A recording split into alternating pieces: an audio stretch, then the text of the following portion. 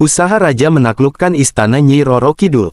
Di sebuah kerajaan besar di tanah Jawa pada masa lampau, hiduplah seorang raja yang dikenal dengan ambisinya yang tak terbatas. Raja ini adalah sosok yang tegas, penuh wibawa, dan sangat dihormati oleh rakyatnya.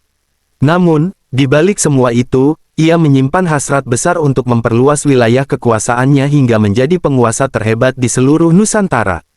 Selama bertahun-tahun, sang raja telah berhasil menaklukkan banyak kerajaan kecil di sekitarnya.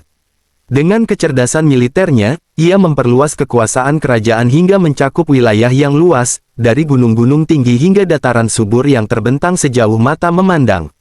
Namun, meski kerajaannya telah menjadi yang terbesar di Pulau Jawa, hatinya belum puas. Dalam kegemilangan kejayaan tersebut, sang raja memandang ke arah selatan, ke lautan yang membentang luas.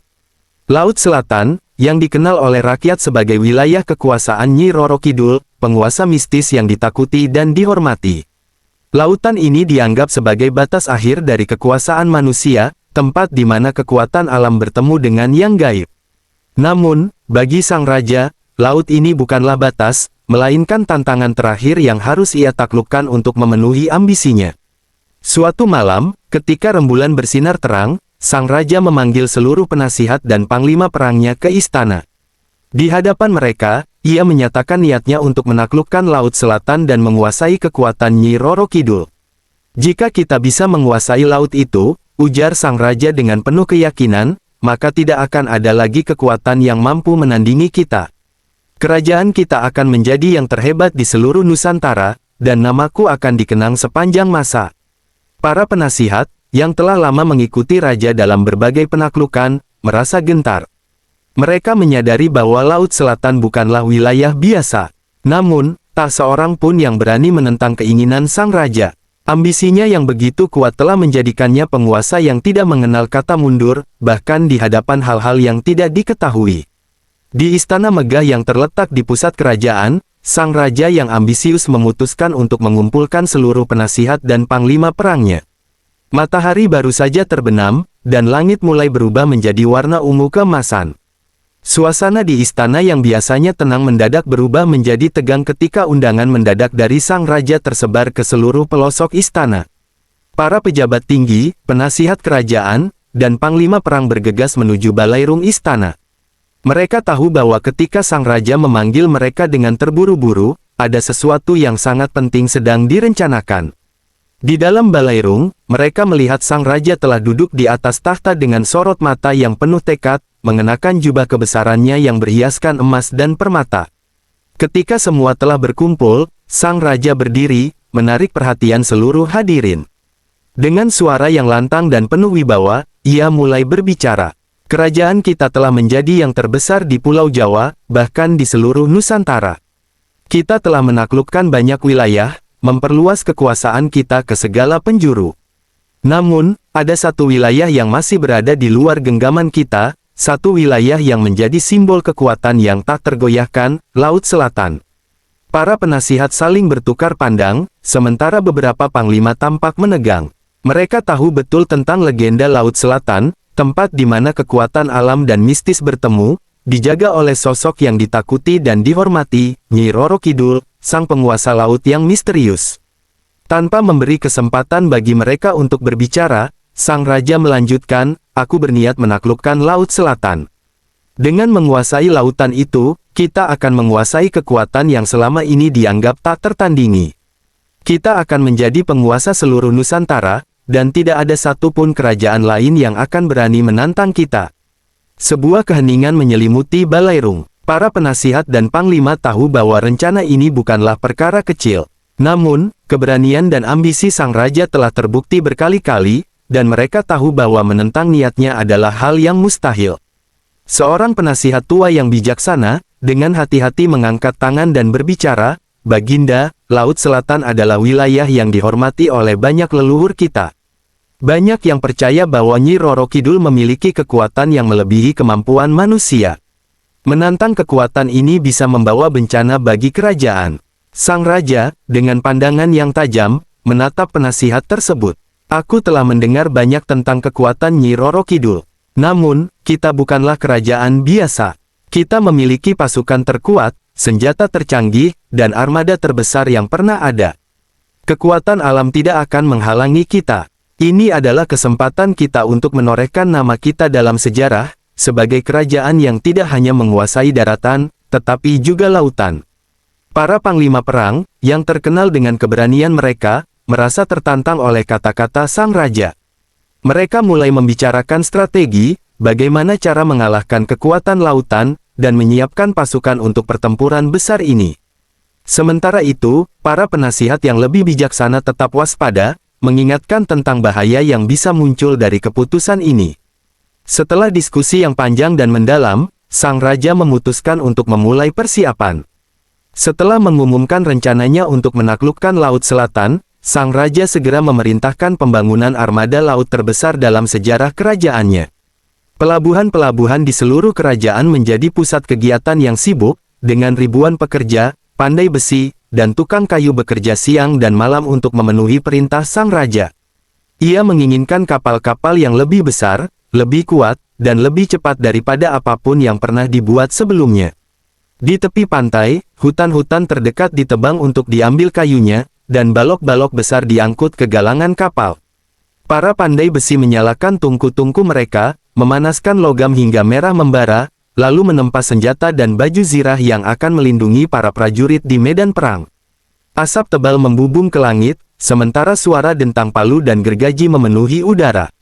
Setiap hari, sang raja turun langsung ke galangan kapal untuk memantau kemajuan pembangunan armada. Ia ingin memastikan bahwa setiap detail dikerjakan dengan sempurna. Kapal-kapal ini harus tak terkalahkan, katanya dengan suara penuh otoritas.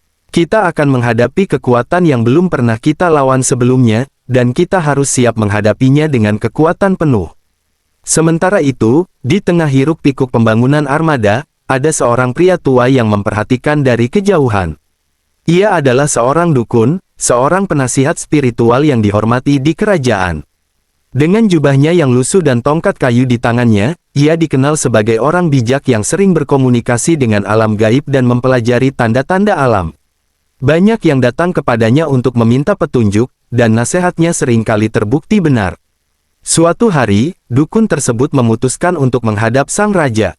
Ia merasa khawatir dengan ambisi sang raja yang hendak menantang kekuatan Laut Selatan dan Nyi Roro Kidul. Dengan langkah pelan namun mantap, ia memasuki istana dan diberi izin untuk bertemu dengan sang raja. Di balairung istana, dukun itu berdiri di hadapan sang raja yang sedang memeriksa peta rencana pertempuran di Laut Selatan. Baginda, kata dukun itu dengan nada penuh hormat namun tegas, saya datang untuk memberi peringatan.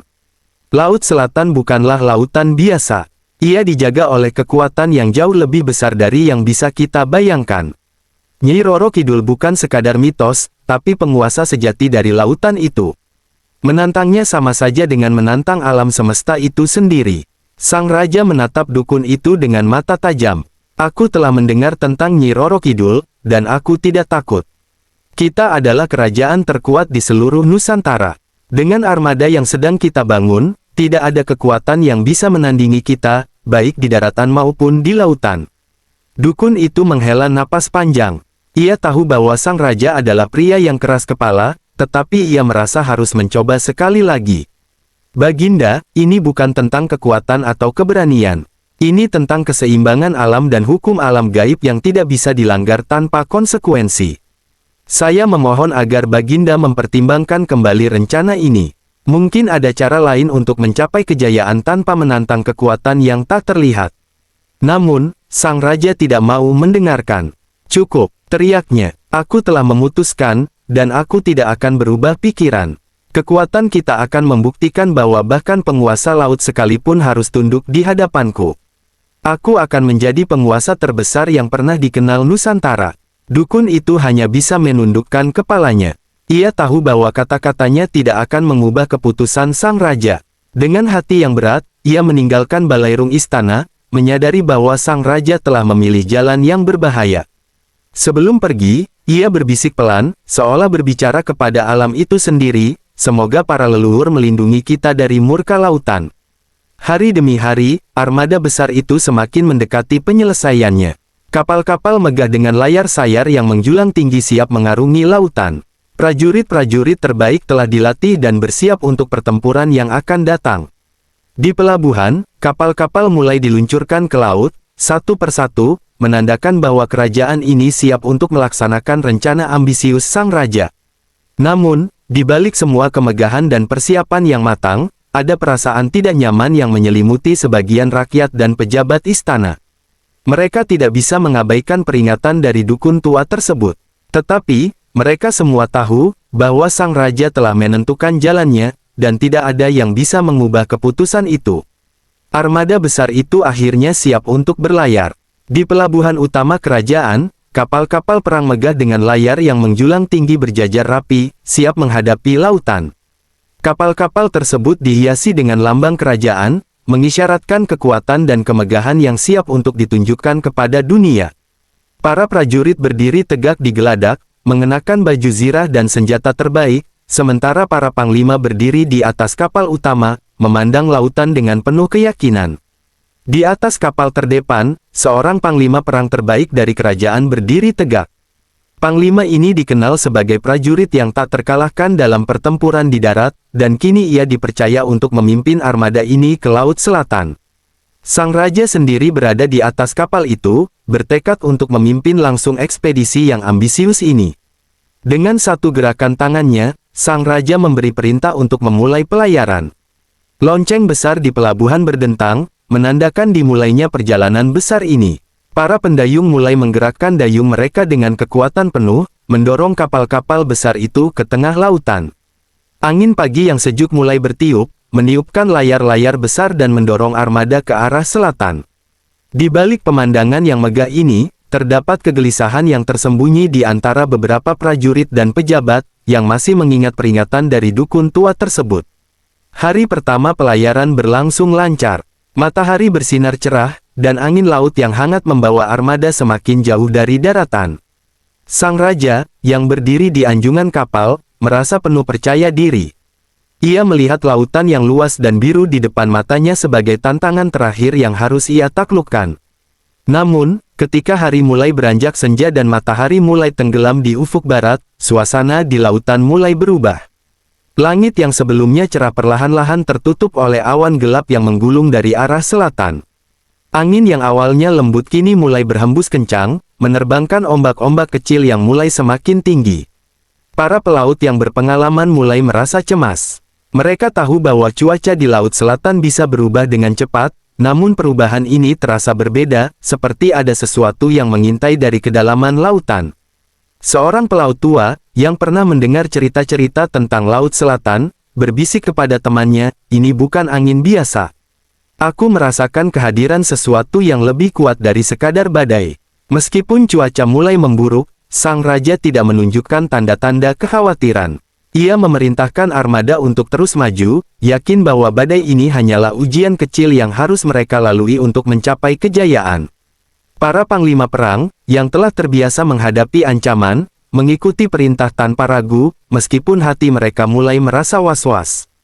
Namun, semakin malam, angin kencang itu berubah menjadi badai yang dahsyat. Awan gelap menutupi seluruh langit, membuat malam terasa lebih kelam dan mencekam. Petir menyambar dari kejauhan, diiringi oleh gemuruh guntur yang menggetarkan hati setiap prajurit. Ombak-ombak besar mulai menghantam kapal-kapal, mengguncang mereka hingga hampir terbalik. Di tengah badai, suara-suara aneh mulai terdengar dari arah laut, seolah-olah ada sesuatu yang bergerak di bawah permukaan air. Beberapa prajurit mengklaim melihat bayangan-bayangan besar di dalam ombak, namun tidak ada yang bisa memastikan apa itu. Dalam ketakutan, mereka mulai teringat akan legenda Nyi Roro Kidul, penguasa Laut Selatan yang legendaris. Panglima perang terbaik yang memimpin armada mencoba menjaga ketenangan di antara para prajurit. "Jangan takut," teriaknya di tengah gemuruh badai. "Kita adalah prajurit kerajaan yang terkuat. Badai ini tidak akan menghentikan kita." Namun, semakin lama badai semakin mengganas. Kapal-kapal mulai kehilangan kendali, terombang-ambing di tengah lautan yang gelap gulita. Layar-layar terkoyak oleh angin, dan beberapa kapal bahkan terpisah dari armada utama, terseret oleh arus yang kuat. Prajurit-prajurit berpegangan pada tali dan tiang kapal dengan sekuat tenaga, berusaha untuk tidak terlempar ke laut yang ganas. Di tengah kekacauan itu, sang raja masih berdiri di anjungan, menatap badai yang mengamuk di sekitarnya. Ia mencoba untuk tetap tenang, meskipun dalam hatinya, ketakutan mulai merayap. Ia tidak bisa mengabaikan bahwa badai ini bukanlah badai biasa, sepertinya ada kekuatan yang jauh lebih besar yang sedang bermain. Tiba-tiba, dari dalam badai, sebuah suara besar dan mengerikan terdengar, menggema di seluruh lautan. Suara itu terdengar seperti tawa yang dingin, namun penuh dengan kemarahan. Para prajurit yang mendengarnya segera tahu bahwa mereka telah menantang sesuatu yang jauh lebih besar daripada yang mereka kira. Suara itu bukan berasal dari manusia, melainkan dari kekuatan alam yang telah mereka ganggu. Ombak-ombak besar menghantam kapal utama sang raja dengan kekuatan yang luar biasa, memecahkannya menjadi beberapa bagian. Para prajurit yang tersisa berteriak panik, berusaha menyelamatkan diri dari kapal yang mulai tenggelam. Ketika sang raja dengan penuh kesombongan memerintahkan armadanya untuk berlayar menuju Laut Selatan, ia tidak menyadari bahwa tindakannya telah membangkitkan amarah seorang penguasa yang jauh lebih kuat dari yang pernah ia bayangkan. Nyai Roro Kidul, penguasa Laut Selatan, menyaksikan dari istananya di dasar laut, marah atas keberanian sang raja yang berusaha menantang dan menaklukkan wilayah kekuasaannya. Dengan tatapan mata yang memancarkan kemarahan, Nyai Roro Kidul memutuskan bahwa sang raja dan armadanya harus membayar mahal atas tindakan mereka. Ia mengangkat tangannya, dan seketika itu juga, lautan yang tenang mulai bergejolak. Dari kedalaman laut yang gelap, ia memanggil badai yang teramat dahsyat, badai yang kekuatannya melampaui apapun yang pernah dilihat manusia. Awan-awan gelap bergerak cepat, menutupi langit yang tadinya cerah. Kilat mulai menyambar, menerangi kegelapan yang kini menyelimuti Laut Selatan. Angin bertiup kencang, menderu-deru seperti teriakan amarah yang tak terhentikan. Ombak-ombak yang tadinya tenang, kini bergulung-gulung dengan tinggi yang menakutkan, seperti dinding air yang siap menghancurkan apapun yang berada di jalurnya. Kapal-kapal armada sang raja yang megah dan kokoh, seakan menjadi mainan kecil di tengah amukan alam yang tak terbendung. Ombak besar menghantam kapal-kapal tersebut tanpa henti, mengguncang mereka hingga patah. Satu persatu, kapal-kapal itu mulai terbalik dan tenggelam, seolah-olah laut itu sendiri yang menelan mereka hidup-hidup. Para prajurit, yang sebelumnya penuh percaya diri, kini dipenuhi ketakutan. Mereka berteriak meminta pertolongan, namun suara mereka tenggelam oleh raungan badai yang menggila. Di tengah keganasan badai, sang raja yang berada di atas kapal utamanya berusaha mempertahankan kendali. Namun, kekuatan alam yang dihadapi jauh di luar kemampuannya. Ia menyaksikan dengan mata kepalanya sendiri bagaimana kapal-kapalnya hancur berkeping-keping, dan prajurit-prajuritnya terseret ke dalam laut yang gelap. Kepercayaan dirinya kini berubah menjadi keputusasaan. Angin semakin kencang, seolah-olah dihembuskan langsung oleh Nyi Roro Kidul. Ombak yang semakin tinggi menghantam kapal utama sang raja dengan kekuatan yang dahsyat. Kapal itu terguncang hebat, layar-layarnya robek, dan tiang-tiangnya patah. Akhirnya, kapal itu pun terbalik, dan sang raja bersama para panglimanya terlempar ke laut yang ganas. Di tengah lautan yang bergolak, sang raja berusaha berenang ke permukaan, namun kekuatan ombak yang luar biasa terus menariknya ke bawah. Ia merasakan dinginnya air laut yang menyelimuti tubuhnya, seolah-olah lautan itu sendiri yang ingin menyeretnya ke kedalaman tanpa dasar. Dengan sisa-sisa kekuatannya, ia mencoba melawan, namun sia-sia. Kekuatan alam yang digerakkan oleh amarah Nyi Roro Kidul terlalu besar untuk dilawan oleh seorang manusia, bahkan oleh seorang raja sekalipun. Badai terus mengamuk sepanjang malam, menghancurkan setiap kapal dan menenggelamkan setiap prajurit yang berani menantang kekuasaan Nyi Roro Kidul. Ketika fajar akhirnya tiba, Laut Selatan kembali tenang, namun ketenangan itu membawa kesunyian yang mencekam. Tidak ada satupun kapal yang tersisa, tidak ada satupun prajurit yang selamat. Semuanya telah lenyap, tenggelam di dasar laut yang dalam, menjadi bagian dari legenda yang akan dikenang sepanjang masa. Nyi Roro Kidul telah menunjukkan kekuatannya yang tak terbantahkan. Bagi mereka yang berani menantang kekuasaannya, tidak ada ampun. Laut Selatan adalah miliknya, dan akan tetap menjadi wilayah yang tak terjangkau oleh ambisi manusia. Sang raja dan armadanya kini menjadi peringatan bagi siapapun yang berani mengulang kesalahan yang sama, bahwa kekuatan alam, yang dipimpin oleh Nyi Roro Kidul, bukanlah sesuatu yang bisa ditaklukkan, melainkan harus dihormati. Setelah badai besar yang menghancurkan armadanya, sang raja yang malang akhirnya terdampar di sebuah pantai yang jauh dari istananya. Tubuhnya lemah, pakaiannya compang camping, dan hanya sedikit sisa dari kebesaran yang pernah ia miliki. Dengan langkah yang terlatih-tatih, sang raja mulai berjalan menuju istananya, penuh dengan rasa putus asa dan penyesalan. Tidak ada lagi kebanggaan yang tersisa, hanya kehancuran yang mendalam atas kesalahan yang telah ia buat. Perjalanan pulang terasa begitu lama dan penuh penderitaan. Setiap langkah yang ia ambil mengingatkannya pada kehancuran armada yang ia bangun dengan begitu megah, dan kehancuran yang ia saksikan dengan mata kepalanya sendiri. Di sepanjang perjalanan, ia tidak menemukan seorang pun. Desa-desa yang biasanya ramai, kini sunyi. Hutan-hutan yang dahulu penuh dengan kehidupan, kini sepi seperti tertidur dalam kegelapan yang abadi. Akhirnya, setelah perjalanan yang melelahkan, sang raja tiba di istananya. Namun, pemandangan yang ia lihat membuat hatinya tenggelam dalam kepedihan yang tak terperi. Istananya, yang dulu megah dan penuh kehidupan, kini berubah menjadi tempat yang sunyi dan menyeramkan. Dinding-dindingnya retak, halaman istana yang dahulu dipenuhi dengan bunga-bunga indah kini tertutup oleh ilalang liar. Tidak ada tanda-tanda kehidupan, tak ada prajurit, pejabat, atau pelayan yang biasanya menyambutnya dengan penuh hormat. Dengan perasaan yang semakin berat, sang raja melangkah masuk ke dalam istana. Setiap ruangan yang ia masuki kosong dan gelap, seolah-olah ditinggalkan dalam waktu yang sangat lama.